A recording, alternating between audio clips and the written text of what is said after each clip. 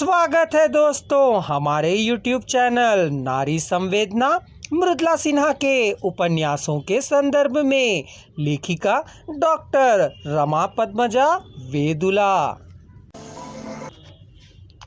पर्णकुटी के दो खंड थे, एक सीताराम की और एक लक्ष्मण की। सीता ने अपनी कुटी को जनक कुमार से सीखे विशेष प्रकार की चित्रकारी से सजाया। इतना सब होने के बाद भी वहाँ वे गृहस्थी से नहीं तपस्वी की तरह रहते थे। पास पड़ोस में ऋषि पत्नियों से पशु पक्षियों से सीता हिल मिल सी गई। गुरु वशिष्ठ और निषादराज के साथ सेना सहित भरत चित्रकूट पहुँचे। लक्ष्मण तीव्र गति से बाण उठाने लगा। भैया, हमारे अयोध्या छोड़ने पर भी इनको संतोष नहीं मिला। राम ने भाई लक्ष्मण को समझाया, गुरुजनों को प्रणाम किया, उनका आदर सत्कार किया। देखते देखते तीनों माताएं, बहुएं, सेना सभी लोग पहुंच गए। वशिष्ठ ने आशीर्वाद दिया, कहा कि अयोध्यावासी जानना चाहते हैं कि आप लोग सुखी से तो हैं। मैंने उन्हें दिखा दिया कि आप यहाँ दुखी नहीं सुखी हैं। लेकिन माताओं को श्वेत वस्त्र में देख सीता आश्चर्य में पड़ गई। गुरु ने धीरज बंधाया। चारों भाइयों ने मिलकर श्राद्ध किया। भरत ने राम से पूछा, भैया, आपके होते मैं राजकाज नहीं संभाल सकता, अब नहीं हो सकता। आप अब अयोध्या वापस चलें। तीनों भाइयों के बीच वार्तालाप चली, लेकिन राम नहीं माने।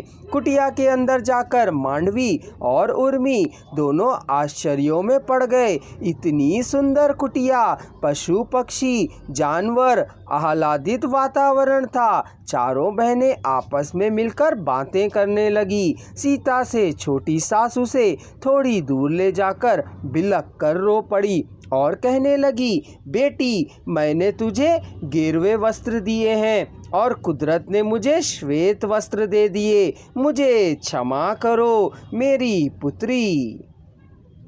सीता सहनशील नारी थी। उसने हंसते हंसते जवाब दिया कि माँ, हम यहाँ तो वनोत्सव मना रहे हैं, यहाँ हम पूर्ण रूप से सुखी हैं, फिर आप दुखी क्यों हो रही हो? इनके साथ साथ राजा जनक, रानी सुनैना और जनकपुरवासी भी सीता के मिलन के लिए आए थे। ससुराल के सभी जन जनकपुरवासी से क्षमा याचना करने लगे, किंतु जनक राजा और सुनैना का कथन यही था कि यह तो विधि का विधान है।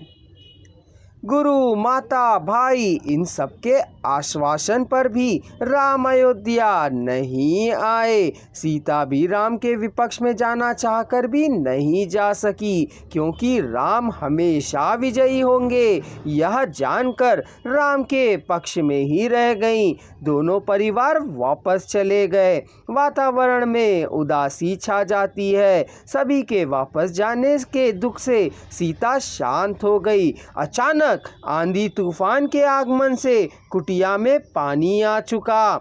वर्षा के थमने के बाद पानी को उलीचने सफाई करने में समय बीत गया।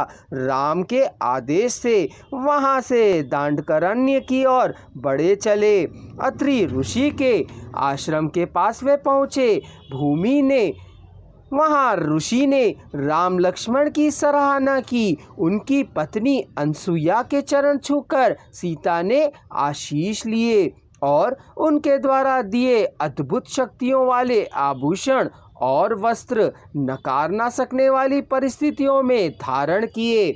उन्होंने सीता को यह कहा, सीते, तुम्हारे धीरज की बार बार परीक्षा ली जा रही है। तुम जैसे नारी को आपातकाल में धीरज, धर्म का पालन करना ही उत्तम लक्षण है। वहाँ से अगस्त्य ऋषि के आश्रम पहुँचे। वहाँ अनेक प्रसंगों से अवगत होकर उसकी अनुभूति करने लगे। अंत में ऋषि ने राजा रावण और उनके भाई खर मौसेरे के आतंक के बारे में बताया तथा राम के हाथों दोनों के वंश को अवश्यंभावी बताया।